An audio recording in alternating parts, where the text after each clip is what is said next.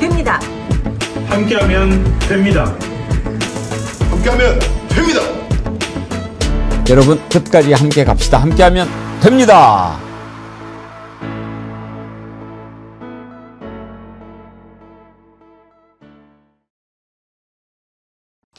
여러분 안녕하십니까? 백운기입니다. 아쉬움을 남긴 채 내란 특검이 끝났지만 수사를 통해서 우리가 확실히 알게 된 것은 있습니다. 윤석열의 내란 음모가 사전에 치밀히 계획된 것이고 윤석열의 재임 기간 그의 모든 초점은 대한민국의 부강이 아니라 오로지 정권 연장에만 맞춰져 있었다는 사실입니다. 놀랍지도 않습니다. 우리는 윤석열이 대통령에 당선된 이후 했던 일을 보면서 왜 윤석열은 대통령이 되려고 했을까? 그의 프레지던시에 대한 인식에 꾸준히 의문을 던져왔습니다. 우리가 찾아낸 답은 그것이 권력이니까, 대통령이라고 하는 자리가 그가 생각하는 최고의 권력이니까 오로지 권력만을 찾아 움직여온 그였기에 권력을 바라보고 대통령이 된 것에 불과하다였습니다. 어쩌다가 이런 비극적인 인물이 만들어진 걸까요? 오로지 출세만을 바라면서 남을 짓밟고서라도 나만 잘 되면 된다. 우리 가족만 잘 되면 된다.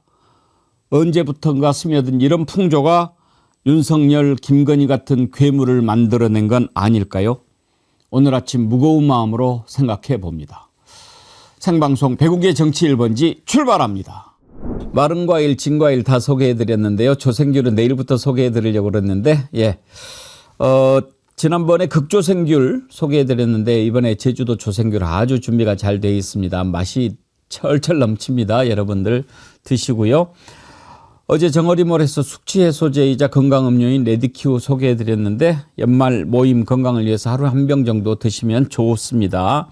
맛있게 드시길 바라고요. 꼭 술 아니더라도요. 건강음료로 드시면 좋다는 말씀 드립니다.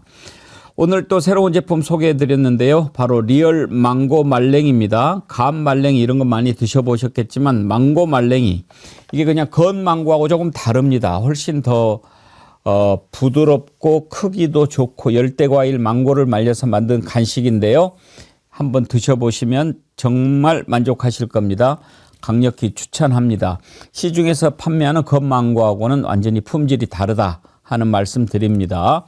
정어리몰에서 처음으로 소개해드리는 리얼 망고 말랭이 12봉지에 16,900원 무료 배송이라고 하니까요. 좋은 가격에 맛있게 드시기 바랍니다. 정어리몰 전화 1551-3158로 전화 주시면 친절하게 주문 접수 도와드릴 겁니다. 전화로도 주문 많이 해주시기 바랍니다. 오늘도 백운기의 정치 1번지 함께해 주신 여러분 진심으로 감사드립니다. 오늘은 저에게 개인적으로 아주 의미 있는 뜻깊은 날입니다. 개인적으로 오늘이 제 방송 40년을 맞는 날입니다. 제가 1985년 12월 16일 KBS 기자가 된 이후 지금까지 40년간 방송을 계속해 왔습니다. KBS에서 33년 그리고 MBN, KBC를 거쳐서 백운기의 정어리 TV까지 여기까지 인도하신 그분께 감사드리고 지금 함께해 주시는 여러분께 진심으로 감사를 드립니다. 사실 방송 40년이라고 하지만 돌아보면 내세울 건 하나도 없고 부끄러움 가득한 시간들이었습니다. 다만 한눈 팔지 않고 방송만을 해온 것에는 자부심을 느낍니다. 방송 40년 중에 백운기의 정어리 TV 지난 2년은 38년보다 훨씬 더 의미 있고 감사한 시간들이다 하는 말씀을 드립니다.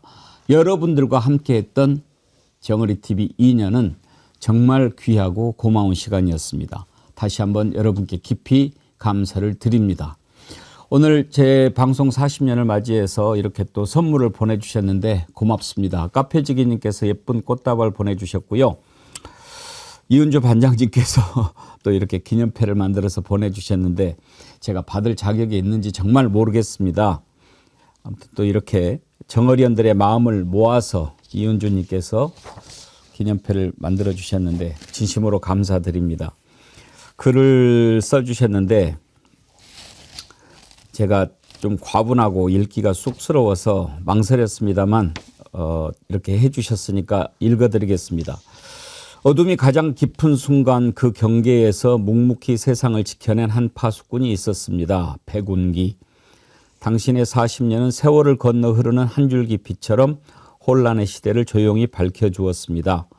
당신이 지나온 모든 순간은 흔들림 속에서도 꺼지지 않는 한 시대의 등불이 되었습니다. 오늘 우리는 한 명의 앵커를 넘어 긴 밤을 건너 세상을 지켜온 한 사람의 고귀한 여정을 기리고자 합니다. 그가 남긴 울림을 마음 깊이 새기며 진심 어린 감사와 존경을 바칩니다. 2025년 12월 16일 정어리언들의 마음을 모아 이은주 올림. 예, 진심으로 감사드립니다. 아까도 말씀드렸는데 제가 처음 KBS 기자가 됐을 때는 군사 독재 정권 시절이었죠. 그 뒤로 KBS를 그만둘 때까지 제가 정말 훌륭한 언론인으로서 살아왔는가, 저에게 자문한다면 그렇게 답하기 힘든 부끄러운 시간이 많았습니다. 이제 여러분들과 함께하는 정어리 TV에서 제가 지난날에 아쉬웠던 부분들 다 고백하고 또 반성하고 함께하는 그런 시간으로 채우려고 합니다. 감사드립니다. 변함없이님께서 앵커님 방송 40년 깊은 존경을 표합니다 하면서 축하 슈퍼챗 보내주셨는데, 예, 진심으로 감사드리고요. 우리 최송화님도 백운기 앵커님 감사와 존경을 보냅니다 하셨는데, 예, 진심으로 감사의 말씀 드리겠습니다. 자, 오늘 함께 하실 세 분 패널 소개하죠. 김성환 시사평론가님 어서 오십시오. 네, 안녕하세요. 네. 방송 40주년 축하드립니다. 예, 정말 감사합니다. 얼마나 힘든 일인지 잘 알고 있습니다. 쑥스럽습니다. 예. 다만 아까도 말씀드렸는데 뭐 한눈 팔지 않은 것, 그것에는 제가 좀 자부심을 느끼는데, 그렇지 않고 40년에 대해서 뭐 정말 축하받을 만한가, 그 부분은 좀 그렇습니다. 근데 40주년이라고 말씀하시길래요. 저는 몇 년 됐는지 세봤어요. 근데 저는 방송을 이제 데일리로 하기 시작한 지 저도 23년째 되고요. 그리고 언론계 들어온 지 27년 이렇게 되더라고요. 금방 시간이 지나간 것 같은데 이만큼 시간이 지났구나 이런 생각도 들고, 언젠가는 여기 빨리 떠나야지 이런 생각들을 했었거든요. 근데 40년이라고 하는 세월은 감히 아무도 흉내낼 수 없는 시간인 것 같아요. 정말 축하드립니다. 고맙습니다. 오늘 40년을 맞는 날 또 이렇게 언론계 후배인 김성환 평론가님, 전혜연 부원장님 이렇게 두 분과 함께하니까 더 제가 좀 의미가 있다고 느껴지네요. 앵커님 축하드리고요. 사실 언론인들이 윤석열 정부에서 너무 어려운 시기를 보냈습니다. 특히 박정훈 대령을 둘러싼 여러 가지 탄압, 그리고 최세병 사망 사건 이후에 여러 가지 혼란스러운 전국에서 백운기의 정치 1번지가 선정적인 주제를 다룬 것이 아니라 우리가 꼭 다뤄야 될 주제를 다뤘다는 것, 그리고 저도 그 자리에 함께 있었다는 것에서 너무나 영광스럽고 감사스러운 일입니다. 특히 백운기의 정치 1번지가 사실은 굉장히 어려운 환경에서 탄생했음에도 불구하고 정어리들이 이렇게 모여가지고 이렇게 정어리 떼를 만들었다는 걸 보면 솔직히 너무 부럽기도 하고 앞으로도 정어리들과 함께 정론 직필, 권력에 대해서 날카롭게 비판하는 언론의 기능을 더 잘해 주실 거라고 기대가 됩니다. 감사합니다. 더 열심히 하도록 하겠습니다. 강소영 변호사님, 지난주에 많이 뵙고 싶었는데. 죄송합니다. 제가 재판 때문에. 앵커님 방송 시작하셨던 1985년 12월 16일, 그로부터 3일 뒤에 제가 태어납니다. 저는 사실 생각하시는 것과 말씀하시는 것이 너무 젊으셔가지고 이렇게까지 차이 난다고 생각을 못했는데, 저는 이제 대구에서 나고 자랐기 때문에 제 머릿속에 있는 어른들은 다 하나같이 완전히 이제 저기 국민의힘 쪽으로 치우쳐 계신 분들이라, 그냥 이렇게 연세 있으신 분들이 다른 목소리를 내는 거를 보는 것만으로도 막 상처가 치유가 돼요. 그래서 개인적으로는 이 정어리언과 함께 이 방송 하고 있는 것이 개인적으로도 너무 감사하고 기쁜 일이다. 그런 말씀을 꼭 드리고 싶습니다. 예, 네. 고맙습니다. 오늘 또 축하 메시지 많이 보내주셨는데요. 부산이 대희님, 앵커님 40년 하셨습니까? 50세쯤 되는 줄 알고 있었는데 소년공 출신이었나? 부산이 대희님은 항상 재치 있는 문자로 우리한테 즐거움을 주시는데, 언제는 뭐 할배라고 그러더만은 뭐. 박승만님, 배궁 앵커님 방송 40주년 저희 정어리언이랑 함께 해주셔서 고맙습니다. 진심으로 제가 감사드리죠. 자작나무님, 오늘 앵커님 방송 40주년 축하드립니다. 이 뜻깊은 날 함께 할 수 있어 기쁩니다. 오늘만큼은 오롯이 앵커님의 날 즐기시길 바랍니다. 깊은 존경으로 마음 담아 축하드립니다.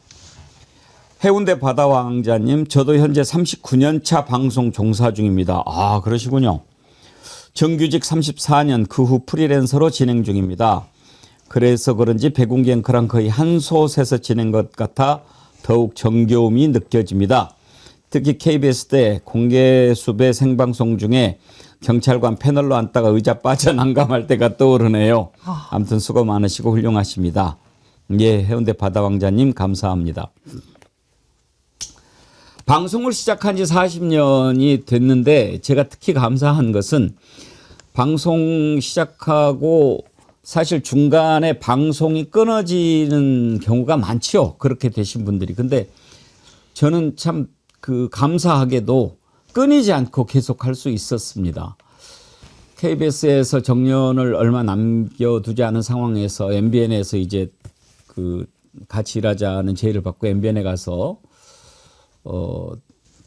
뉴스 와이드를 진행했지요. 그러면서 방송이 끊이지 않고 계속 그때 가게 된 가장 큰 이유도 정년을 앞두고 KBS는 이제 안식년 제도가 있거든요. 그래서 방송이라든지 현업에서 다 물러나고 급여의 한 50% 받으면서 보내는데 어떤 사람들은 그걸 아주 꿀 같은 시간이라고 하긴 하지만 개인적으로는 방송을 더 하고 싶었는데 이런 기회가 주어져서 흔쾌히 갔고 그 뒤로도 KBC 또 다른 유튜브 채널 그리고 이제 여러분들이 함께 해 주셔서 이렇게 배궁계 정어리 TV까지 쭉 이어지면서 방송 40년 하루도 쉬지 않고 방송을 할 수 있었던 것 그게 참 지금 돌아보면 감사하고 감사한 일입니다.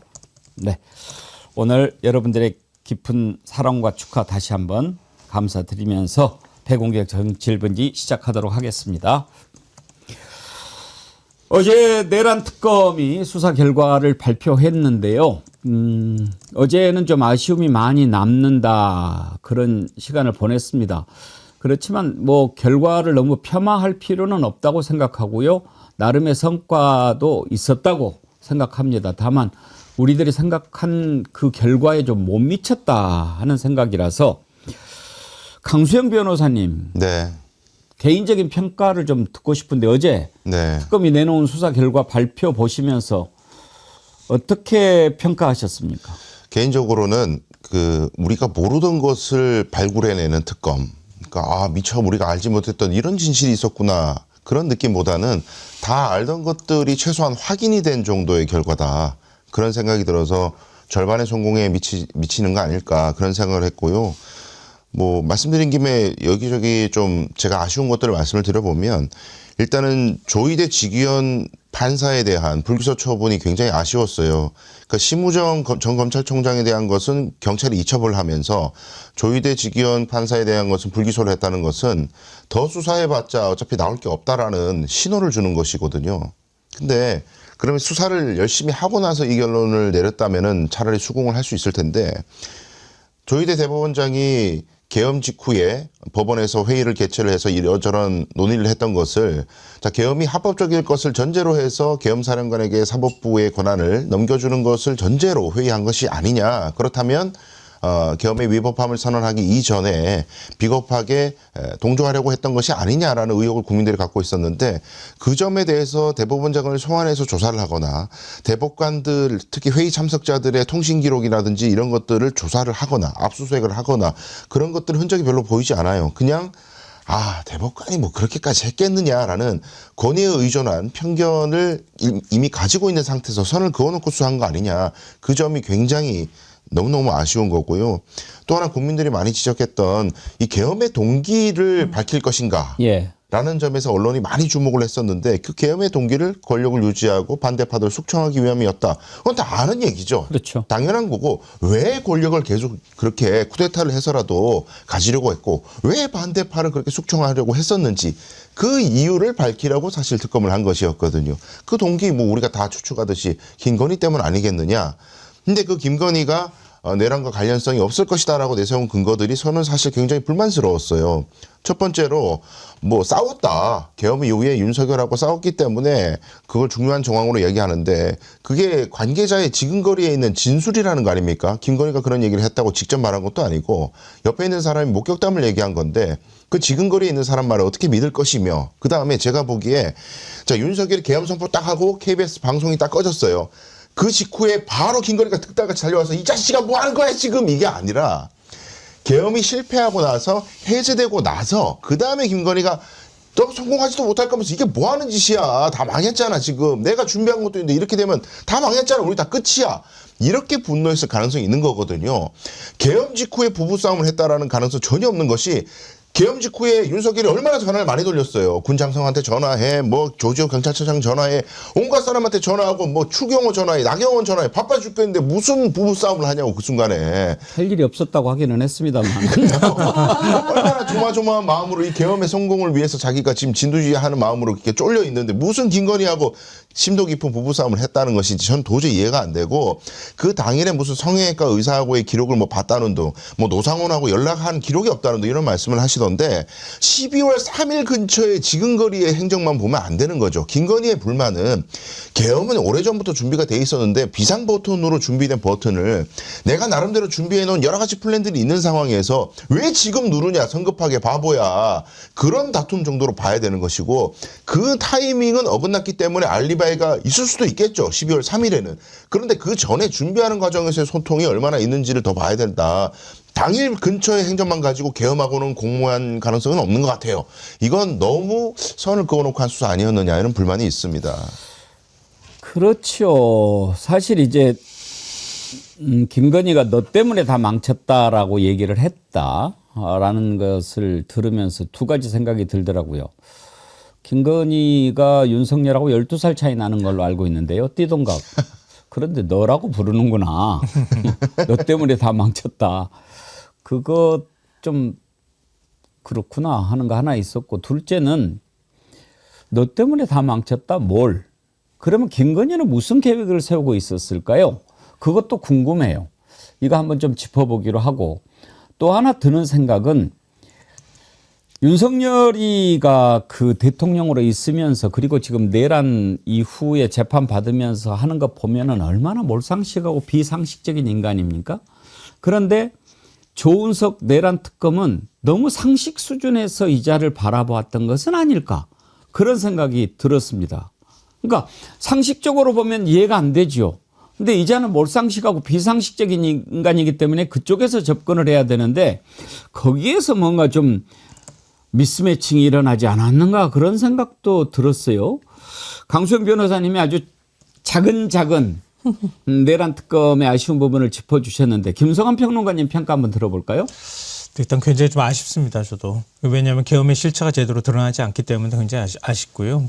근데 또 한계도 있을 수밖에 없다는 생각이 드는 게 굉장히 좀 뼈아픈 대목이 뭐냐면 윤석열 체포에 1차 체포에 실패했다. 그리고 계엄에 가담을 했던 사람들의 대응할 수 있는 시간을 줬다. 이게 제일 뼈아픈 부분일 것 같고요. 그다음에 이 헌재 파면 결정이 5개월 만에 남으로써 그들이 다시 여론을 반전시키려고 하는 그런 노력들을 하는 가운데 자기들이 계속 그 가운데 경호처에서는 이 비화폰 기록이나 이런 것들을 지우는 작업들을 했던 거잖아요. 그러니까 이 특검이 수사를 하는 과정에서 제대로 증거들을 확보하지 못했을 수도 있겠다. 그런 점들이 굉장히 좀 아쉽게 다가오고요.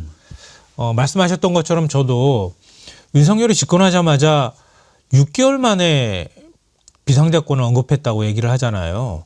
그렇다고 하면 윤석열 머릿속은 아예 취임 때부터 거의 비상대권을 그러니까 머릿속에 넣어놓고 있었다는 얘기가 되는 거거든요. 그렇다면 국민의힘이나 다른 주변 사람들한테 계속 그런 부분들에서 얘기했을 가능성이 있는데 그분은 그런 부분들이 좀 더 지금 밝혀져 있는 20여 명 정도가 아니라 좀 더 많은 사람들에까지 공유가 됐을 가능성이 저는 충분히 있다고 보거든요. 그러니까 추경호 전 원내대표나 이런 사람들을 통해 가지고 윤석열이 하나하나씩 계엄을 실행하는 과정들이 좀 드러나지 않았다. 이런 부분들이 굉장히 좀 아쉽게 다가옵니다. 어제 오늘 계속 아쉽다 이렇게 특검을 막 좀 혼내는 얘기를 많이 해서 사실 개인적으로는 좀 미안한 마음이 있는데 전혜원 원장님이라도 좀 칭찬해 주실래요? 잘한 거는 사실 윤석열이 구속 상태에서 풀려났을 때 많은 국민들이 정말 멘붕이 왔었는데 어쨌든 이 특검에서 윤석열을 재구속했다. 그 재구속하는 과정을 보면 굉장히 좀 치밀하게 준비를 한 거 이런 건 준비를 잘한 거고요. 그리고 국무회의 문제, 뭐 위법행위 이런 부분을 수사한 것도 그래도 성과가 있는 부분이라고 생각을 합니다. 그러나 역시나 아쉬운 것은 자 김건희가 계엄 전날 조태영 국정원장하고 연락을 주고받았다. 이게 상식적으로 저희가 생각을 할 수 있는 부분인가요? 한 나라의 대통령의 배우자가 국정원장하고 도대체 무슨 통화를 계엄 전날 했냐. 상당히 계엄과 연관이 있을 수밖에 없는 굉장히 강력한 의심이 되는 이런 여러 가지가 있는데도 불구하고 그냥 너 때문에 어쩌다 부부싸움을 마치 김건희가 계엄에 가담하지 않은 듯한 전 이 브리핑도 좀 부적절했고 수사 과정과 결과도 매우 아쉽다 이렇게 생각이 듭니다. 그리고 제가 어제 이제 앵커님 방송을 듣고 너무 공감한 부분이 있습니다. 어떤 부분이 아프다.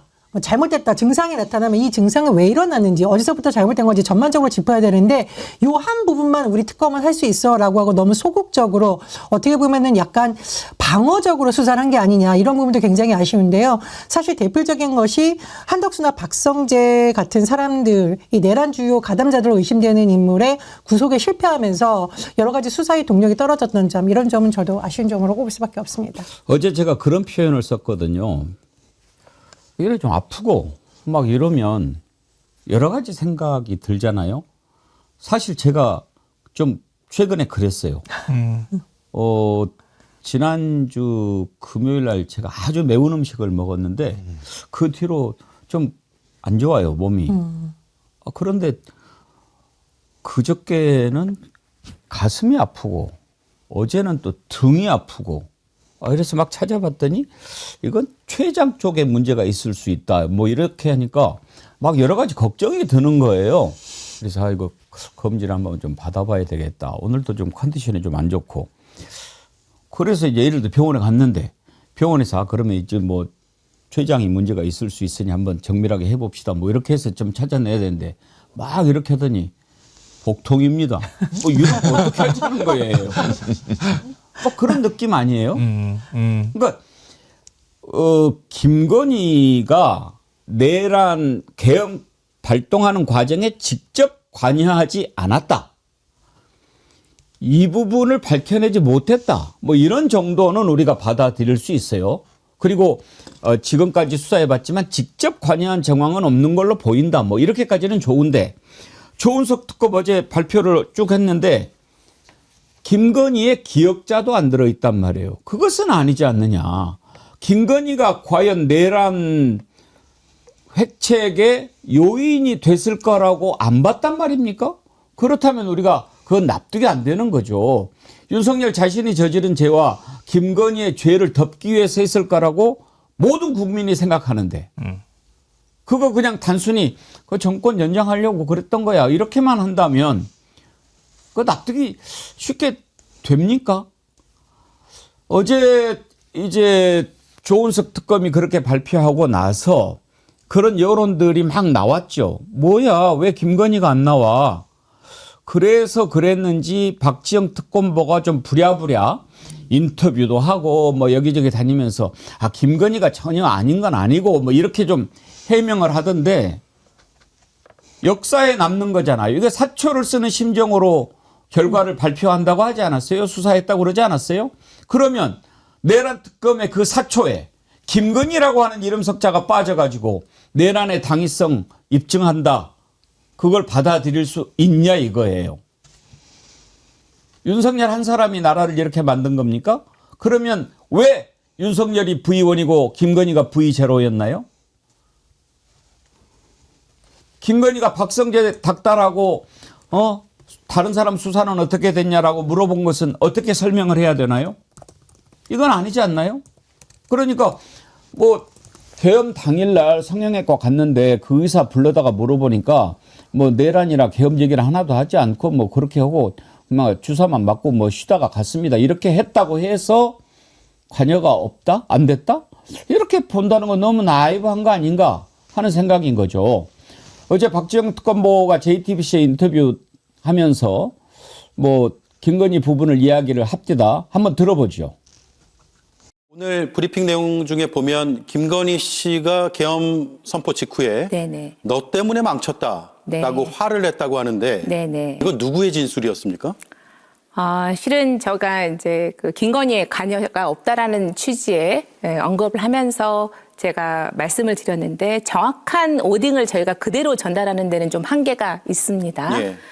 그러나 이거는 당시 그 지금 대통령과 그 배우자를 지근거리에서 보좌했던 대통령실 관계자의 진술에 따른 겁니다.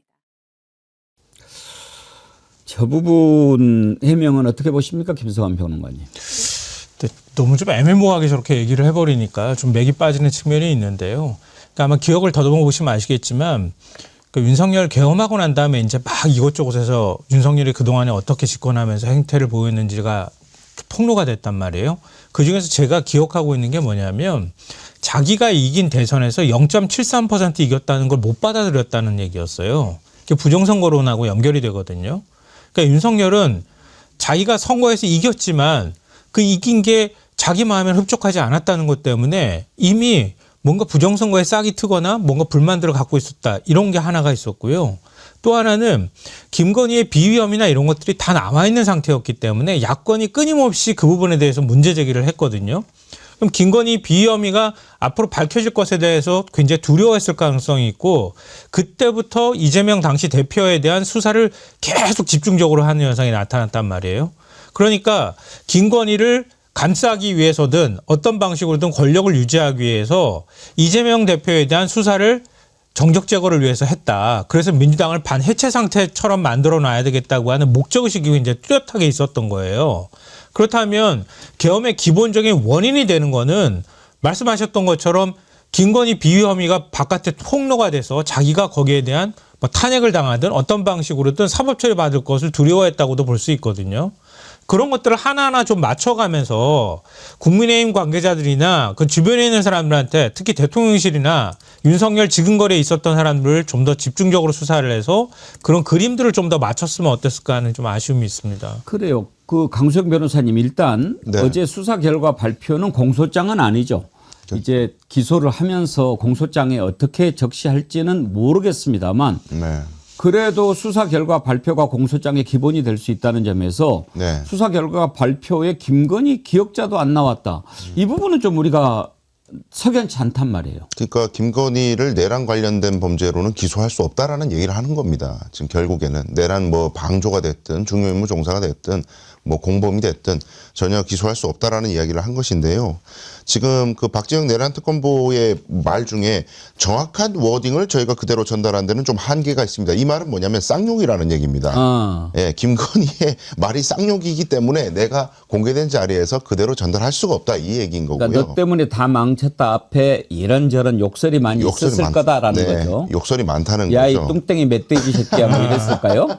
그 정도면 방송에서 얘기할 수도 있지 않을까요? 더 아주 험악한 10원짜리 욕설일 가능성이 저는 있다고 보는데 근데 어쨌든 아까도 제가 말씀드렸지만은 그런 10원짜리 욕을 해가면서까지 싸우는 게 김건희가 원래 국정에 깊이 관여했다라는 걸 지금 특검도 얘기를 했단 말이에요. 국정에 깊이 관여하고 심지어는 박성재 장관하고 상의하면서 검찰 인사까지 관여를 하는데 그 정도로 국정을 실질적으로 주도하는 사람이 자기는 배제하고 윤석열이 혼자서 그냥 결정해서 계엄을 했다는 것 자체가 논리 모순인 거예요. 국정에 깊이 관여한 사람이 계엄만큼은 몰랐다? 그건 일단 모순인 것이고 오히려 이 분노와 이 국정에 깊이 관여를 같이 세트로 엮어서 생각해 보면 국정 관여를 깊이 하는데 윤석열이 이 계엄을 선포를 언제 할지를 이 버튼을 언제 누를지를 독단적으로 혹은 김건희 의견하고 안 맞게 내질러 버린 거 아니냐. 그래서 욕설을 한 것으로 봐야 되는 거죠. 그리고 성공했으면 김건희가 욕했겠습니까? 너 왜 미친 짓을 해? 성공했으면 좋아했습니다. 본인의 리스크가 다 해결되기 때문에 그런 관점에서 접근을 해야 된다. 이게 굉장히 저는 좀 아쉽고요. 뭐 하여튼 아까도 말씀드렸다시피 어차피 지근거리에서 하는 보좌관의 진술이 오히려 김건희를 면책시키게 하려는 꼼수 내지는 속임수일 가능성도 있는데, 그러니까 어느 맥락에서 언제 이 말이 나왔는지를 설명을 안 하니까 특검부가 언제 맨날 몇 시간도 중요해요. 어느 정도 계엄이 진행된 상황에서 이 얘기가 나오는지가 굉장히 중요하거든요. 그리고 그 앞에 워딩, 이유, 그다음에 내가 준비한 것들이 다 망쳤다는 거 아니에요. 망쳤다라는 게 내가 준비한 걸 망쳤다는 겁니다. 그럼 뭘 준비했는지 특검이 조사를 해야죠. 김건희가 준비했다는 게 뭔지 그 얘기는 아무것도 없어요. 그러니까 국민들이 받아들이기가 어려운 거죠. 보도자료 같은 걸 만들 때 가장 이제 그 임팩트 있는 부분을 제목으로 많이 뽑지요. 그래서 어제 이제 여러 가지 결과들 쭉 보면서 사람들 사이에 가장 많이 회자가 됐던 부분이 바로 너 때문에 다 망쳤다였거든요. 이건 사실 바람직한 발표가 아닙니다. 거기에 가려질 수 있거든요. 조선일보가 그걸 또 낼름 이용해 먹더군요. 사설 제목을 그렇게 뽑았어요. 너 때문에 다 망쳤다만 보이는 내란 특검 6개월. 그러니까 이런 식으로 이제 가지고 가버리는 거예요. 마치 너 때문에 다 망쳤다만 발표한 것처럼 만드는 거죠. 그러니까 발표할 때 그런 걸 잘 봐야 됩니다. 요즘에 그 중앙일보를 보면은요, 가끔 이제 인터넷을 보면 제목이 아주 충격적이고 선정적인 게 많아가지고 뭐 김건희 뭐 택시에 뭐 타자마자 욕설 막 그래서 사람들이 이거 뭐냐 하고 딱 보면은 앞부분에 살짝 그 감질만 나게 해놓고 유료 구독 사이트로 넘어가요. 중앙일보가 요즘 그 짓을 많이 해요. 그러니까 그 유료 구독 사이트를 만들어 놓고 제목을 아주 선정적으로 뽑아서 사람들이 뭐지 하고서 보고 들어가면 막 읽을만 하면은 유료 사이트로 이렇게 하는 걸 지금 중앙일보가 그 짓을 하더라고요. 나 안 봐. 그렇게 뭐 제목 그렇게 뽑고 앞부분에 왜냐면 뒤에 어떻게 될지 다 아니까 그런 장사들을 하는데 너 때문에 다 망쳤어. 장도리 만평 재미있는 거 하나 소개해 드릴까요? 김건희가 뭐라고 얘기했을까 궁금한데 너 때문에 다 망쳤어. 군대도 안 갔다 온 네가 계엄을 하겠다고 하면서 그 옆구리에 꽂은 게 차기 대권 프로젝트였는데 우리가 그동안 그런 얘기 많이 했어요. 김건희가 차기 대권을 노렸다. 설마 했는데 상당히 또 그럴듯하게 보는 시각도 많이 있었어요. 전혜원 원장님. 그렇습니다. 저는 사실 보통 우리가 김건희의 성격 이런 걸 얘기를 하는데 김건희 행태를 볼 필요가 있는데요. 예전에 서울의 소리와의 그 보면은 뭐 통일 어쩌고 저쩌고 본인이 나서서 하겠다라는 말도 안 되는 주장을 하는 거. 통일 관련 업무야말로 대통령과 관련된 가장 핵심적이고 민감한 사안을 언급한 것도 있습니다. 두 번째, 비화폰을 가지고 박성재 법무부 장관하고 김주현 민정수석하고 지금 뭐 수사를 했다라고 하는데 한 나라의 법무부 장관과 민정수석과 통화를 해서 직접 지시를 한 것이 아니냐 이런 부분도 문제가 있습니다. 세 번째 아까 제가 말한 것이 국정원장하고 연락받은 부분 이런 부분도 있는 거예요. 근데 제가 생각하기에 김건희가 실제로 V0로 불렸던 것 같다라는 증언들이 많이 나오고 있는 것 같고 저도 사실은 국민의힘 관계자들을 윤석열 정부 초기에 한번 물어봤어요. 저게 대선 때부터 문제가 많았는데 얘기를 왜 안 합니까? 라고 했더니 얘기했다가 다 잘리는 분위기고 한번 얘기를 했다는 사람이 대통령실에서 잘렸다는 소문이 나면서 지금 아무 얘기를 못했다. 누가 잘랐겠습니까? 김건희가 잘렸던 거 아니겠습니까? 즉 김건희는 한 나라의 법무와 관련된 거, 외교 안보에 있어서 특히 안보 분야에 있어서는 국정원장에 오르락 자기가 손을 잡고 쥐었다는 것, 그다음에 통일 운운하면서 대한민국 핵심 사업에 자기가 관여했다는 등등을 봤을 때 내가 진짜 V0고 윤석열 너는 그냥 내가 시키는 대로 해라던 사고를 가지고 있던 것으로 보이고요. 최근에 한 그 만찬 장소 같은 데서 보면은 김건희가 윤석열 때 나가 이렇게 하는 장면이 있잖아요. 그런 장면을 봤을 때도 보면 주변에 사람이 있든 카메라가 있든 간에 내가 실질적 V0, 내가 실질적 대통령이고 너는 그냥 시키는 대로 해. 근데 어쨌든 뭐 개헌도 못하고 제대로 못해서 너가 망쳤어. 이런 여러 가지 의미를 담고 있었던 것으로 추정이 됩니다. 근데 지금 특검이 발표한 것 중에서요. 계엄 직후에 너 때문에 망쳤다 이렇게 얘기했다고 하거든요. 근데 그 계엄 해제 직후에 얘기를 한 건지 계엄 선포 직후에 얘기한 건지 그게 불명확해요. 만약에 계엄 해제 직후에 얘기를 했다고 하면 김건희도 일정하게 계엄 계획에 관여를 했다고 우리가 조금 더 의심할 수가 있는 상황이잖아요. 그러니까 계엄을 한다는 거는 윤석열이 입에 달고 살았기 때문에 술 먹고서도 계엄한다고 얘기를 하고 그럼 김건희가 그걸 얘기를 들었을 가능성이 굉장히 높단 말이에요. 언젠간 사고를 치든 계엄을 선포할 가능성이 있다고 생각을 하면 만약에 계엄에 실행이 됐을 때 윤석열은 그런 것들을 치밀하게 준비하지 못하는 사람이라고 생각했다면 김건희가 어떤 방식으로든 차기 대권 플랜을 가동하기 위해서 계엄 계획 이후에 뭔가 계획들을 잡아놨을 가능성도 사실 있을 거란 말이에요. 그런데 계엄 직후에 그냥 너 때문에 망쳤어 이렇게 얘기를 했다고 하니까 지금 그 부분이 되게 모호한 것 같고 만약에 김건희가 모르게 윤석열이 계엄을 선포했다. 군 관계자들을 김용현 관저로만 불러가지고 거기서 술 마시고 김건희 모르게 따로 김건희를 이른바 왕따시키면서 계엄을 준비했다고 하면 이건 어찌 보면 국가를 향한 반란이 아니라 김건희를 향한 반란일 수도 있겠다. 왜냐하면 김건희가 VJ 녹화라는 것에 대해서 윤석열이 자기 가정 내 반란을 일으켜서 자기가 권력을 더 많이 행사하려고 했던 건 아닐까? 그런 황당한 생각이 좀 들어요. 예. 근데 제가 휴대전화 얘기를 계속 하는 이유가 있습니다. 혹시 시청자 여러분 휴대전화 남편이나 부인한테 다 보여주십니까? 안 보여주죠. 서로 싸우지 않아요? 근데 이거 김건희 같은 경우에는 윤석열이 지난해 그 용산 대통령 시절 기자회견 때 분명히 본인이 밝혔어요. 대선 과정에서 윤석열 휴대폰을 김건희가 보고 심지어 지지자들의 응원 메시지를 대신 응답한다. 이건 뭡니까? 실제로 윤석열이 하고 있는 모든 거를 김건희가 다 볼 수 있었다. 이렇게 추정이 되는 거예요. 그런데 거꾸로 윤석열은 김건희 휴대전화를 보지 못했다라는 거 아닙니까? 이것만 보더라도 누가 실제로 여러 가지 돌아가는 사정을 다 알고 있었겠느냐. 김건희가 정말 계엄이라는 것을 몰랐을 수가 있느냐. 저는 그런 생각이 듭니다. 예. 요 지점에서 제가 이제 조선일보 아까 사설 보여주셨잖아요. 요 관련해서 저희가 또 이제 조심하고 경계해야 될 부분이 있는데 저희가 이제 특검에 대해서 아쉬운 부분을 얘기하고 있지만 보수 언론이나 특히 이제 영남의 그 여론을 만들어가고 있는 세력들이 지금 하고 싶어 하는 게 뭐냐면, 특검하니까 별거 없잖아. 특검 해봤자 뭐 있어. 아무것도 없잖아. 이 말이 뭐예요? 2차 종합특검 필요 없어.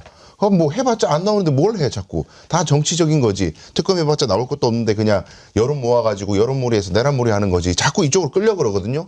조선일보 사설 마지막에 또 기술이 하나 들어가는데 마지막 문장이 검찰이 조사한 것과 크게 다르지 않다. 이야, 이건 또 기술 들어간 거예요. 검찰 개혁에 반대한다는 얘기까지 싹 까는 거예요. 검찰 수사 잘하네. 특검 해봤자 검찰하고 차이도 없네. 근데 왜 자꾸 검찰을 갖다가 없애려고 그래?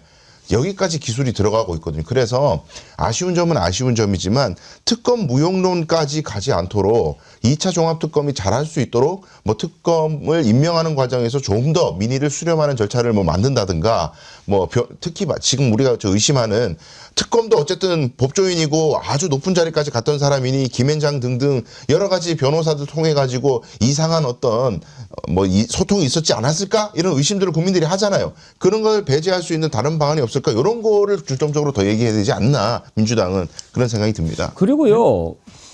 지금 조은석 특검이 그렇게 발표했지 않습니까? 진작부터 준비를 했다. 2023년 10월이니까 사실 취임하자마자 준비를 했다라고 볼 수 있는데 그렇다면 그렇게 오랫동안 내란을 준비했다면 모든 정보를 다 꿰뚫고 있는 김건희가 몰랐다고? 그것도 이해가 안 되는 대목이에요. 그러니까 좀 김건희가 빠진 내란 수사 결과 아쉬움이 크다 이렇게 볼 수 있는 거죠. 좀 소개를 해드리고 가야 되겠는데요. 정어리 한 마리 추가요님 슈퍼챗 보내주셨습니다. 감사합니다. 배궁 앵커님 40주년 한 길만 걸어오신 길 응원합니다. 고맙습니다. 변함없이님 또 보내셨네요. 아까도 4만 원 보내셨는데 오늘 그만 쏘세요. 앵커님 방송 40년 축하하는 마음 같이 해요. 오늘 동접자 수, 좋아요 수 같은 숫자 만들기 도전. 오신 분들 좋아요 눌러주세요 하셨는데 오늘 동접이 조금 다른 날보다 적은데 봤더니 오늘 국무회의를 또 생중계하더라고요. 이재명 대통령 국무회의가 요즘 너무 흥미진진해가지고 국무회의 하는 날 그쪽으로 많이들 가시더라고요. 내일 저희가 자세히 알려드릴게요. 더 재미있게.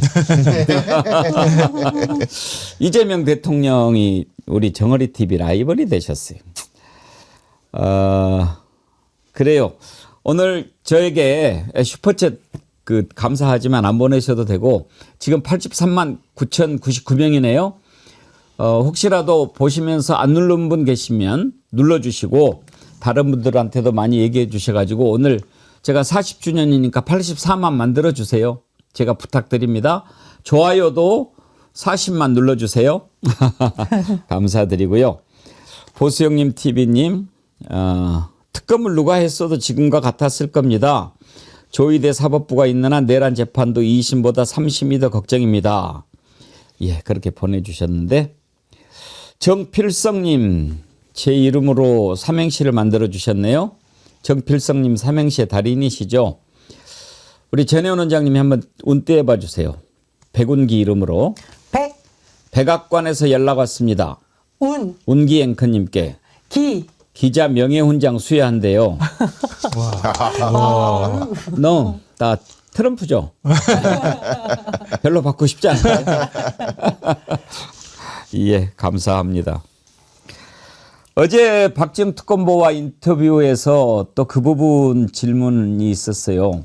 많은 국민들이 윤석열 1월 18일 날 구속기한 만료인데 그때 풀어날 거 걱정하고 있다.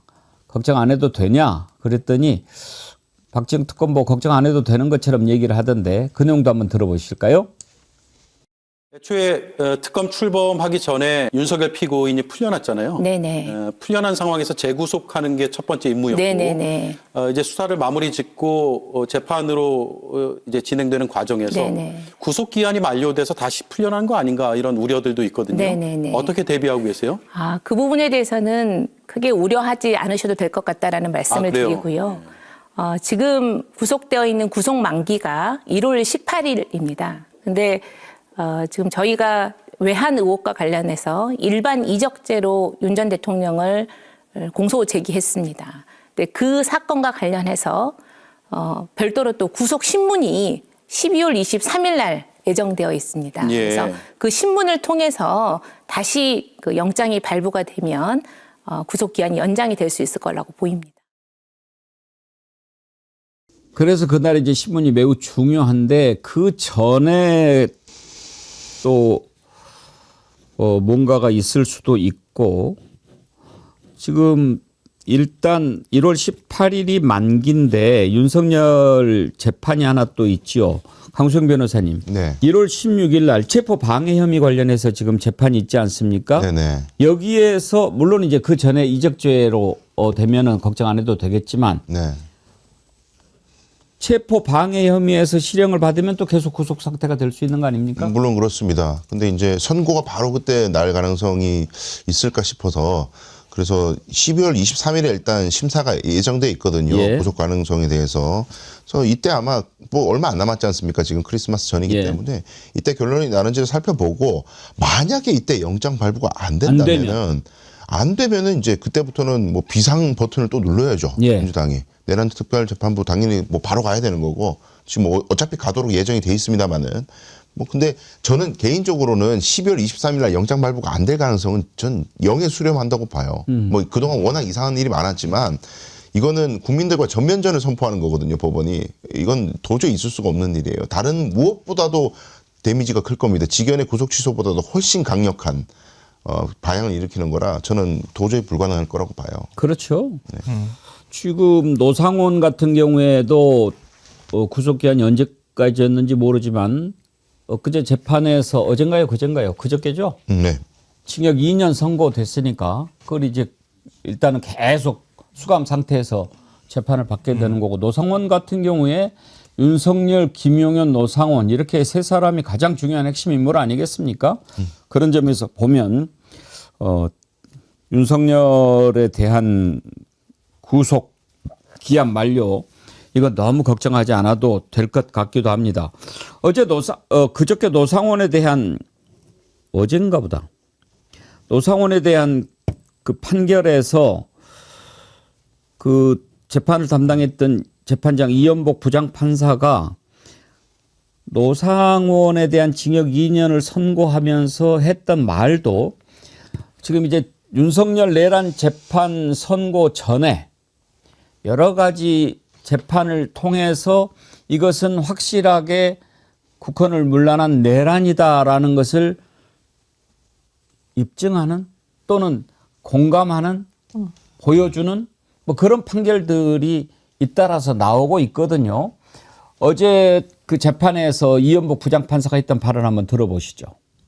계엄 선포의 요건이 갖추어졌는지 여부와 무관하게 계엄을 선포할 것을 계획하고 이를 준비 수행하는 행위는 명백히 위헌적이고 위법한 행위에 해당합니다. 이 사건 범행은 육군 정보병과 장성 출신인 피고인이 민간인 지위에 있으면서도 현역 국방부 장관 등 군 인사권자와의 개인적 관계를 내세워 진급 심사에서 탈락해서 절박한 상태에 있던 후배 군인들의 인사에 관여하려는 시도를 하고 계엄 상황을 염두에 둔 준비 행위로서 이 사건 수사단 구성을 주도하면서 인사에 관해서 자신의 도움을 받고 있던 후배 군인들까지 주요 역할을 수행하도록 끌어들인 범행입니다. 아무런 실체적 요건을 갖추지 못한 이 사건 계엄이 선포 단계까지 이룰 수 있도록 하는 동력 중 하나가 되었고 위헌 위법적인 비상계엄 선포라는 중대하고 엄중한 결과가 야기되었습니다. 피고인을 징역 2년에 처한다. 피고인으로부터 2,490만 원을 추징한다. 자, 이것으로 이 사건 판결 선고를 마치겠습니다. 피고인은 이 판결에 불복이 있으면 자, 어제도 설명을 드렸습니다만 노상원에 대해서 징역 2년 하니까 애개하고 놀라신 분들이 계신데 이것은 노상원에 대한 내란 주요 임무 종사죄 재판이 아니고요. 민간인으로 있으면서 김용원과의 관계를 이용해서 진급 대상자들한테 이렇게 뇌물 받아먹은 거 이것과 관련한 재판이거든요. 그러니까 3년 구형에서 2년 선고면은 꽤 나온 겁니다. 아무튼 이제 내란 주요 임무 종사에서 사형이나 무기징역까지도 나올 수 있는 거니까요. 그런데 여기에서 그 재판장이 선고를 하면서 실체적인 요건도 갖추지 못한 계엄이 선포 단계까지 이룰 수 있게 하는 동력 중 하나가 됐다. 이것은 단순히 개인정보법 위반이나 알선 수재 범행의 죄책만으로 평가할 수 없는 위헌 위법한 비상계엄 선포라는 결과를 야기했기 때문에 엄중한 책임을 묻지 않을 수 없다. 이렇게 밝혔거든요.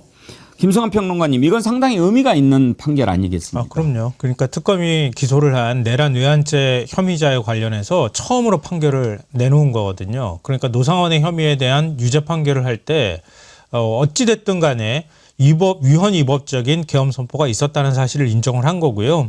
그리고 노상원이 거기에서 일정한 중요한 역할을 했다고 하는 점까지도 인정을 한 거거든요. 그러니까 만약에 내란죄가 이후에 본격적으로 이제 내란죄 피의자 윤석열이나 김용현 이런 자들에 대해서 재판부가 판단을 할 때 물론 이제 그 전에 한덕수도 판단을 하겠지만 내란 혐의가 인정될 가능성이 있고 그리고 노상원 수첩뿐만 아니라 노상원이 한 행위나 이런 거 햄버거 모임이나 이런 것들 통해서 확인이 되고 있잖아요. 그럴 때 내란 최소 중요 임무 종사자 이상의 유죄 판결이 나올 가능성이 높다는 걸 보여주는 판결인 거죠. 그래서 이제 의미가 있다고 봐야 될 것 같습니다. 지금 저는 이런 재판들이 앞으로 계속 있을 건데 많이 있으면 좋겠어요. 강수혁 변호사님. 네. 한덕수 재판이 윤석열보다 먼저 있게 되잖아요. 그렇습니다. 또 뭐 이런저런 재판들이 있는데 아무리 지기현이가 장난치려고 해도 이렇게 다른 법관들이 계속 이건 확실한 내란이고 헌법을 위반한 거고 막 이렇게 하면 지기현인들 별 수 있겠습니까? 그러니까요. 헌법재판소 결정도 이미 있었고 계엄의 사유가 없다라는 것은 이미 있었고 내란 관련돼서 연타로 지금 선고가 내세워질 건데 근데 지기현이 뭐 우리가 아주 뭐 지구가 뽀개지는 듯한 어떤 이례적인 일을 아무리 상상을 해봐도 계엄 사유가 있다. 예를 들어서 전치사변 그런 사유가 있다고 볼 수도 있다. 이렇게 판단을 어떻게 하겠습니까? 불가능한 거예요. 그렇다면 윤석열을 자기가 정말로 풀어주고 싶다면 남은 변수는 단 하나 공소기각밖에 없어요. 이 수사기관이 전부 다 수사권한도 없이 무리하게 수사한 거다. 특히 초반에 공수처가 수사한 게 수사권한이 없는 수사기 때문에 실체관계 때문에 그러니까 계엄 사유가 있다 없다가 아니고 절차적인 문제 때문에 뭐 공소기각이 돼야 된다. 이거 하나 가능성으로 상정할 수 있는 겁니다. 근데 전에도 늘 제가 말씀드렸듯이 그런 게 문제가 되면 판사가 검사 측에 특검 측에 의견을 제시를 하라고 얘기를 해야 돼요. 자, 이거 공소기각 가능성이 있는데 당신들이 보기에 수사권 논쟁 이거에 대해서 좀 더 우리 재판부를 설득해봐라. 의견서를 내. 이렇게 그 성명 준비 명령이라고 하는데 그런 게 있어야 돼요. 전혀 없잖아요. 없이 쓸데없는 증언들만 계속 들어 지금. 그 증언을 듣기 전에 선결된 문제라고요, 이게. 증언 들으면 뭐해? 그 앞선에서 법률적 문제가 있다면 아무 의미가 없잖아요. 그래서 제가 보기에는 걱정하는 부분도 저도 이해는 되지만 지기현 재판장이 다른 판단할 가능성 전혀 없고 오히려 양형. 그러니까 윤석열을 처벌하되 형을 어떻게 정하는가에만 뭔가 좀 국민들의 법감정하고 다르게 선고할 가능성이 있나? 이거는 걱정할 만하죠. 그 다른 건 크게 걱정할 게 없다고 생각해요. 이제 하도 지기현이가 이상한 짓을 많이 하니까 민주당에서 이제 법 왜곡죄까지도 만들어서 이런 일이 없도록 하려고 하는 것 같은데 법 왜곡죄는 논란이 좀 많은 부분이죠. 전혜원 원장님, 저는 법 왜곡죄 굳이 안 만들어도 된다고 생각해요. 예를 들어서 지기현이가 윤석열에 대해서 공소 기각을 한다거나 무죄 판결을 내린다고 봅시다. 그 법 왜곡죄까지 갈 게 뭐 있어요? 그런 자가 살아남을 수 있겠습니까? 대한민국에서. 그렇습니다. 우리 국민들이 사실 비상계엄 때 보여준 태도를 보면은 사실 맨몸으로 탱크도 막은 국민들이고요. 윤석열이 내란 상태에서 풀려났을 때 이제 좀 잘 되겠거니 하고 있다가 다 같이 거리로 뛰쳐나와서 이렇게 가면 안 된다라고 목소리를 높여주셨습니다. 지기현 재판부 분명히 그런 걸 명심해야 된다라고 첫 번째 보고 있고요. 두 번째로 말씀해 주셨듯이 지금 노상원 재판 같은 경우에는 내란 혐의와 직접적인 관련된 재판은 아니었습니다만 분명히 재판부에서 당시에 계엄에 대해서 위헌 위법성을 지적했던 선례가 최근에 뚜렷이 남겨졌다는 거 지켜보고 있습니다. 세 번째로 시점인데요. 지금 노상원 판결이 나왔고 이제 1월 달로 넘어가게 되면 1월 달부터 윤석열에 대한 판결, 김용현 전 국방부 장관, 조지호 경찰청장, 한덕수, 이상민에 대한 판결이 이제 줄줄 나올 예정이거든요. 그러니까 이 시점에서 이렇게 재판부가 내렸다는 것은 분명히 다음 재판부에도 영향이 미칠 수 있다라고 보고 국민의힘이 자꾸 좀 헛소리를 하고 있는데 저는 판사 출신 장동혁 대표도 이번 판결문 좀 읽어보고 주장을 했으면 하는 바람입니다. 그렇죠. 뭐 지기현 아니라 별놈이라도 안 되는 거는 안 되는 거죠.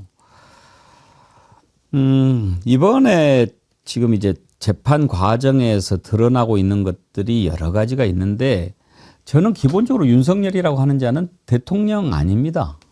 그런 사람은 대통령이라고 부를 수 없는 거죠. 허구한 날 술 처마시고 늦게 일어나고 거짓으로 출근하는 척하고 어떻게 그렇게 하지요? 그 자리가 어떤 자리입니까? 참 그런 자가 그래도 정말 하늘이 우리나라를 보호하사 저렇게 스스로 이렇게 돌아버리게 만들어서 그렇게 하니까 그나마 다행인데 요즘에 재판 보면은 전부 다 이제 자기 살려고들 막 이렇게 이런저런 이야기를 많이 하는데 그때도 보면 정신 나간 사람 많이 있어요. 잠깐 그 얘기 하기 전에 아까 그 증언 얘기 나오는데 김현태 있지 않습니까? 그 튀김 707에. 네. 이자가 안규령 그 대변인 총기 이렇게 막아선 것을 마치 뭐 크리티컬한 기술로 제압했니 어쩌니 연출했니 쇼했니 그러니까 이제 안규령 부대변인이 명예훼손으로 고소를 한다고 하거든요. 이거 증언을 하는 과정에서 나온 건데 이것도 대상이 될 수 있습니까? 그렇죠. 공연성만 있으면 되니까요. 그러니까 다수가 듣는 상황에서의 모두 말이기만 국민이 하면 다 되는 봤으니까. 거죠. 네, 그럼 뭐 명백한 명예훼손 요건에 해당할 수 있죠. 이진우 전 수방사령관 이진우도 이제 요즘에 나와서 증언하는 걸 보면 윤석열에 대해서 다 까발립니다. 그러면서도 이제 본인이 유리한 부분은 또 막 이렇게 이야기하고 그렇게 하는 모습들을 보는데 그 얘기는 참 그 많은 생각을 하게 했어요. 윤석열이 만나자마자 엄청나게 술 많이 마셨는데 돌아오면서 자기 휴대폰에다가 구중궁궐이라는 글자를 썼다. 그러니까 윤석열이 만나서 얘기 들으면서 구중궁궐이라는 단어가 생각이 났다. 무슨 얘기겠습니까? 저는 구중궁궐보다도 오히려 더 다른 것은 저런 표현을 써야 되는 거 아닌가? 취생몽사? 뭐 그렇게 가야 되는 거 아닌가 싶어요. 아무튼 구중궁궐이라고 썼다고 그러는데 그거 한번 들어보시죠. 제가 그날 모임 끝나고 그 스마트폰에 그 날짜에다가 구중궁궐이라고 단어를 썼어요. 아, 사람이 고립돼 있으면 오해도 하고 의심하는구나. 대통령이시면 제일 어른이신데 사람이 아무리 직위가 높아도 혼자 갇혀 있으면 마음대로 혼자 상상하면서 다른 사람 얘기는 모르고 그 사람에 대해서 이렇게 불편하게 마음을 먹겠구나. 그러니까 지금 구중궁궐 얼마나 세상과 동떨어진 얘기를 하면 군인이 그것도 측근이라는 자가 저런 생각을 했을까? 전혜원 원장님 그런 생각 들지 않아요? 여기서 구중궁궐이라는 게 두 가지 의미가 있는 것 같습니다. 첫 번째로는 그 난리를 치고 용산으로 옮기더니 뭐야 국민하고 소통하겠다고 그 난리를 치고 그러더니 뭐 들어와가지고 보니까 아니네. 자기가 왕노리하고 있다. 이제 궁궐이란 표현 자체가 왕이 있는 곳이잖아요. 소통이 하나도 안 된다 이런 표현 있고 두 번째로 근데 저는 이진우가 이 구중궁궐이라는 표현을 쓴 게 나는 윤석열에 대해서 뭐 비판적이었다는 식으로 변명을 하려는 물타기가 아닌가 이런 의혹이 쓰거든요. 사실 우리가 특검 아까 우리 앵커님 말씀할 때 사초라는 말을 쓰셨습니다. 그만큼 굉장히 엄중하고 책임을 물어야 되는 자리인데 최근에 김건희가 썼다는 너 때문에라는 표현이라던가 뭐 구중궁궐 이런 표현이 우리가 분명히 지적할 부분이 있습니다만 사초가 아니라 이걸 막장 드라마로 몰고 가는 것은 안 된다라고 생각이 듭니다. 다만 이 구중궁궐이라는 용어를 쓰면 윤석열이 한 나라의 대통령이 군 통수권자가 군 관계자들을 불러놓고서는 신세한탄하고 민심과 동떨어진 얘기하고 그다음에 사적인 보복으로 뭔가 군을 동원해서 뭐 총으로 쏴 죽인다 이런 말하는 방 봤을 때 그런 부분에 대해서는 굉장히 군인들도 참담한 신경을 느꼈다 이렇게 추론할 수 있는 부분입니다. 이준우가 또 그런 얘기도 했어요. 윤석열이 아주 몸을 가누지 못할 정도로 술을 마시면서 나는 꼭 배신을 당해 뭐 그렇게 얘기를 했다고 그러는데 일단 들어보시죠. 대통령께서 많이 11월 때는 더 술을 많이 드셔서 그러니까 거의 몸을 못 가는다는 생각을 제가 들 정도로 많이 드셨는데 나는 사람들한테 많이 배신당한다. 내가 살다 보면 나는 꼭 배신당한다. 그때 저 분의 이름을 호명을 하셨어요. 정치인 이름은 제가 11월 9일 날 들었던 기억이 납니다. 총으로 쏴서 죽이라는 것은 곽종근 장군님이 그거를 어떻게 기억하신 건지 잘 모르지만 그런 상황이었으면 저도 제가 술도 안 마신 상황이기 때문에 정말 뚜렷할 텐데 뭐 제가 화장실 갔다 왔을 때 뭐 그런 상황이 있었는지 몰라도 그러진 않았었던 기억이 납니다.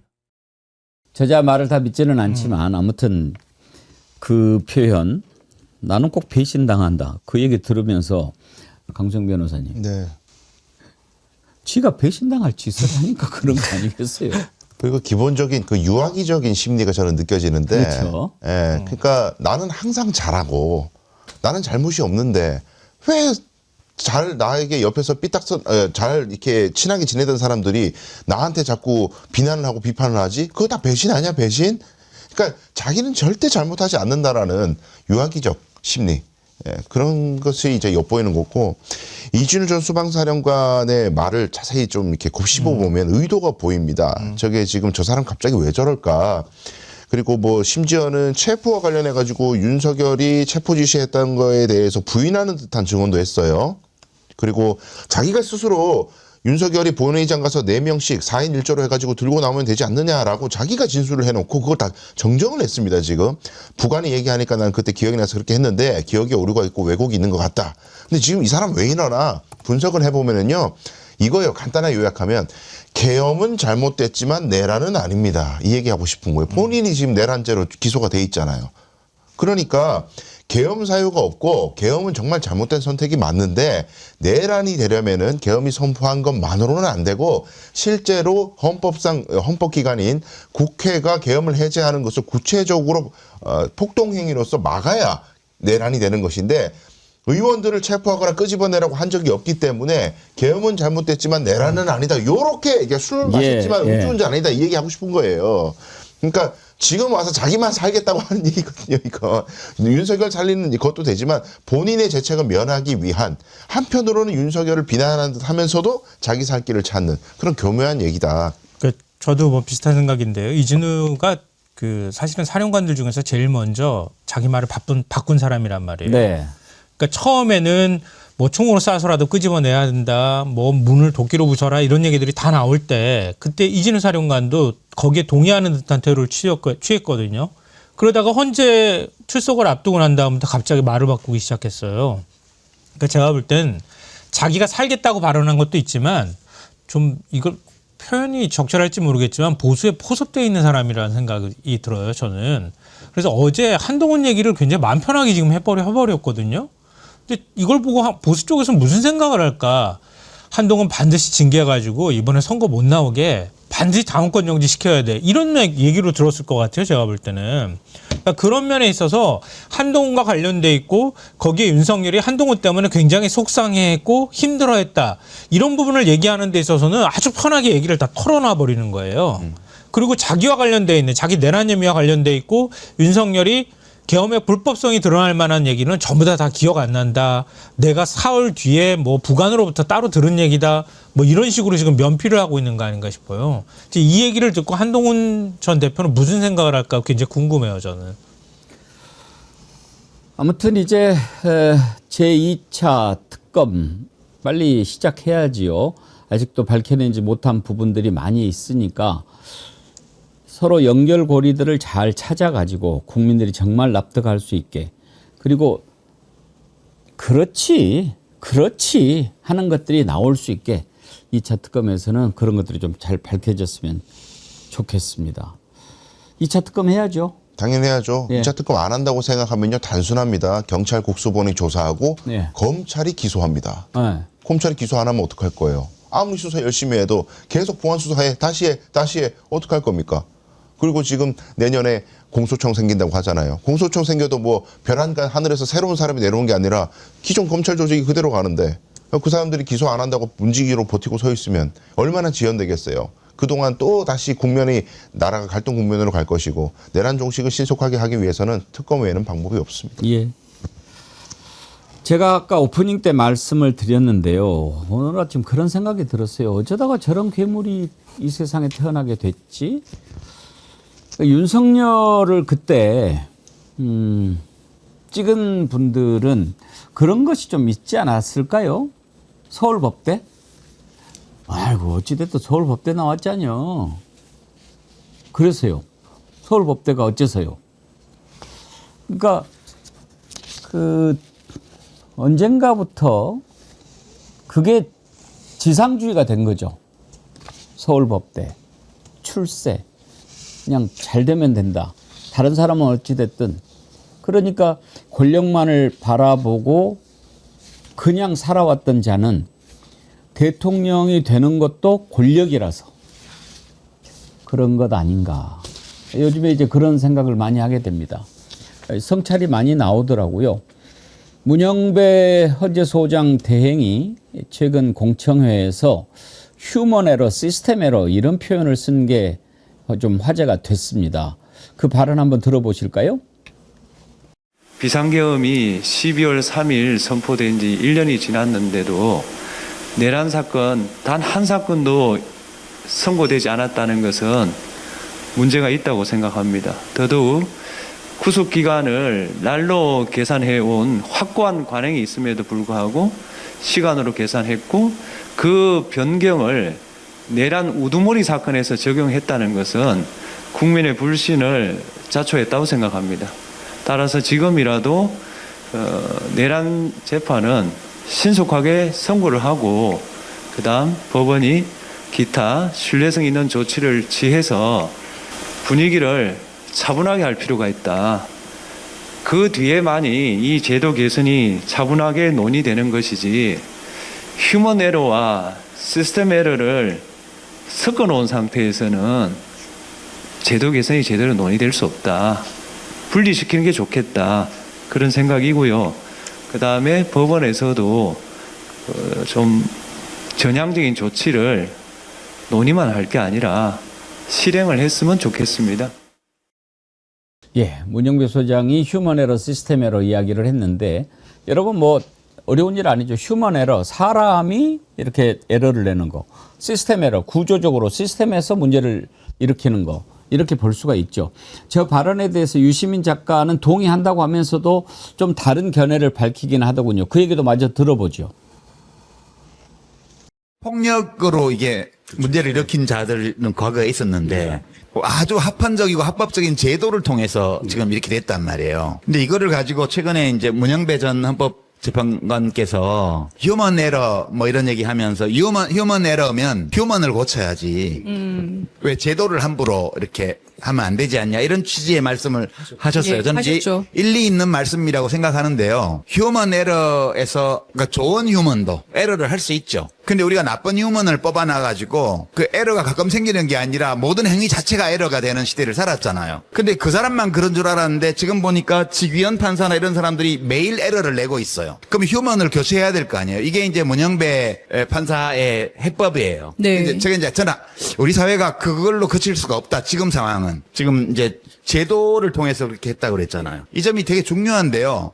어떤 휴먼이 에러를 저지른 것이지만 그게 전부가 아니고 그런 휴먼을 계속 만들어내는 제도가 있는 거예요. 그러니까 이제 제가 문영배 판사님 좋아하는데 이제 그 자리에 제가 있었으면 그랬을 것 같아요. 만약 제도가 그렇게 에러를 저지르는 휴먼을 계속 만들어내는 시스템이라면 그러면 휴먼을 교체하는 걸로는 해법이 없다 이게. 일시적인 해법밖에 안 된다. 시간 지나면 또 생긴다. 그런 휴먼이 발생하지 않도록 직위원 판사처럼 재판하는 판사가 법정을 이끌어갈 수 없도록 만드는 제도가 필요한 거예요. 우리한테는. 김성환 평론가님 생각 한번 들어볼까요? 유시민 작가 말에 저는 훨씬 더 동의가 되는데요. 그러니까 문영배 대행께서는 역시 법관이구나. 법관으로서 할 수 있는 얘기를 한 거구나. 이런 생각을 했어요. 그러니까 자기도 이제 뭔가를 판결을 내려야 되는 법관이 위치해 있었기 때문에 그 법관의 실수라든가 뭐 지금 이제 조희대 대법원장이나 직위원 판사가 대표적이잖아요. 그러니까 그런 실수에 관한 것들을 교정하는 것과 시스템을 바꾸는 거에 있어서는 좀 속도감을 달리해서 시스템을 바꾸는 건 좀 신중하게 가야 된다 이런 입장을 밝힌 것 같기는 한데요. 그런데 유시민 작가가 얘기한 것처럼 시스템이 계속 저런 직위원 판사나 아니면 조희대 대법원장 같은 사람을 만들어낼 수 있는 시스템이라면 이제 손보고 바꿔야 되잖아요. 우리가 지금 그 단계를 논의하는데 다만 문영배 그 대행의 말은 타이밍에 관한 얘기를 하는 것 같아요. 그러니까 사회 전반의 공감을 이끌어내는 타이밍을 언제로 설정할 것이냐. 그 부분에 대한 것들은 약간 서로 간의 얘기가 다른 것 같거든요. 그러니까 저는 양쪽 다 설득력 있는 논리다. 다만 문영배 재판관의 얘기는 전적으로 저는 개인적으로 동의가 안 된다. 이렇게 말씀드려야 될 것 같아요. 전혜원 원장님은요? 이거 제가 지난번에 사람의 문제인가 제도의 문제인가 심도 깊게 고민한다라고 생각을 했는데 사람의 문제는 교체를 뭐 할 수가 있습니다. 그런데 제도 개선이라는 게 이미 너무 늦은 거 아닌가요? 그러니까 이게 처음으로 얘기됐던 시점인가요? 그리고 재판에 있어서 굉장히 국민 상식과 동떨어지고 시대에 역행하는 재판이 나왔을 때 그것을 견제하거나 그것을 바로잡을 수 있는 제도가 있었습니까? 제도가 있어야 된다 논의가 저는 충분히 있었다고 생각을 하고요.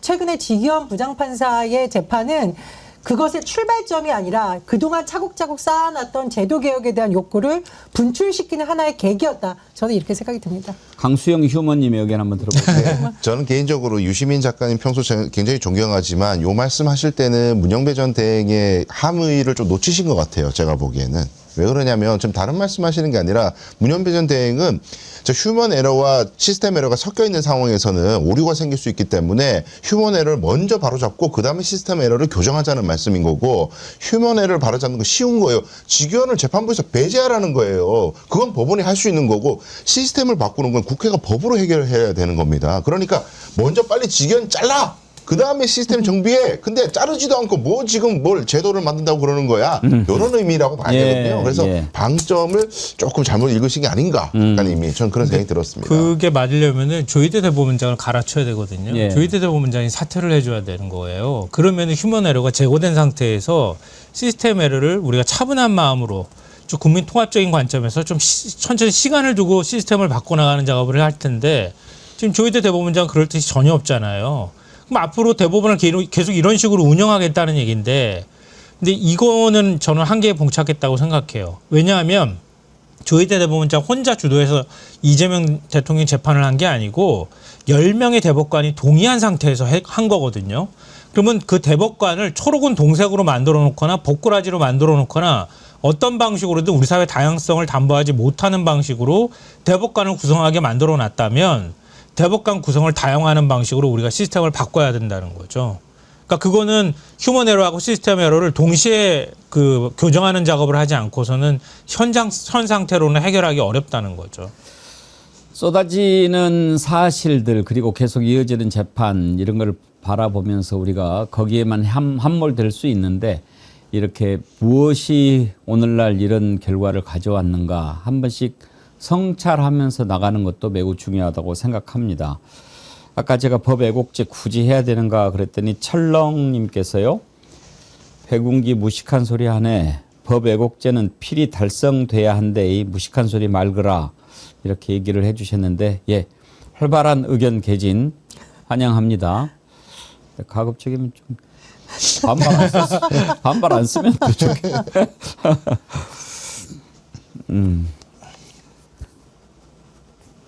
베르사유의 장마님께서 슈퍼챗 3만 원 앵커님 축하드립니다. 저희 세 사람 시청료 객출했습니다. 늘 감사한 마음입니다. 고맙습니다. 장마해윰 바오로 올림 하셨는데 감사합니다. 김해윰님 바오로님은 또 청각장애인들이신데 베르사유의 장마님 도움으로 함께 방송 보고 계시죠? 감사의 말씀 드리고요. 정여림님, 앵커님 40년 정말 축하드립니다. 앵커님 있어서 많은 위로를 받고 있습니다. 앞으로 80년 더 부탁드립니다. 80년이라고라. 감사드리는데요. 개인적으로는 그 욕심은 있습니다. 건강이 허락된다면 방송 50년 채우고 싶은 마음이 있습니다. 제가 롤모델이라고 하기보다는 제가 좀 저랬으면 좋겠다라는 사람이 지금은 세상을 떠났는데 유명한 미국의 방송인 레리 앵커 레리 킹이라는 분이 계셨어요. 레리 킹 라이브 여러분이 보셨죠? 이렇게 딱 그 멜방에 쭉 그렇게 딱 하고 나와가지고 인터뷰를 아주 깊이 있게 진행하는 레리 킹을 보면서 나도 나이가 들어서 저렇게 좀 깊이 있게 연륜이 묻어나는 그런 진행자가 됐으면 좋겠다 하는 생각을 하기는 했는데요. 글쎄요, 그렇게 됐으면 좋겠습니다. 오늘 함께 해주셔서 진심으로 감사드립니다. 1부는 여기까지 하도록 하겠고요. 2부에서 민주당의 김병주 의원 모시고 주불리의 손자병법 이어가도록 하겠습니다. 어제 정어리몰에서 숙취해소제, 건강음료, 레디큐 소개해드렸는데요. 연말에 혹시라도 술자리 있으신 분들 이거 챙기시면 좋습니다. 그리고 숙취해소제지만 그냥 건강음료로 드셔도 좋습니다. 우리 패널분들 한씩 드셔보세요. 이거 레디큐가요. 커큐민? 이게 강황에 있는 성분인데 열대과일로 이렇게 또 해가지고 아주 좋아요. 괜찮죠? 뭐 망고 향이 싹 나네요. 네. 이게 되게 맛있는데. 좋아요. 이거 그냥 건강 음료로 드셔도 좋습니다. 예, 오늘은 아우 다 알았어요. 숙취 음료를 먹으니까 어제 술도 안 먹었는데 술 먹은 사람처럼 소리를 내게 되네요. 이거를 드시고 술 마셔야 되겠다 그러시면 안 됩니다.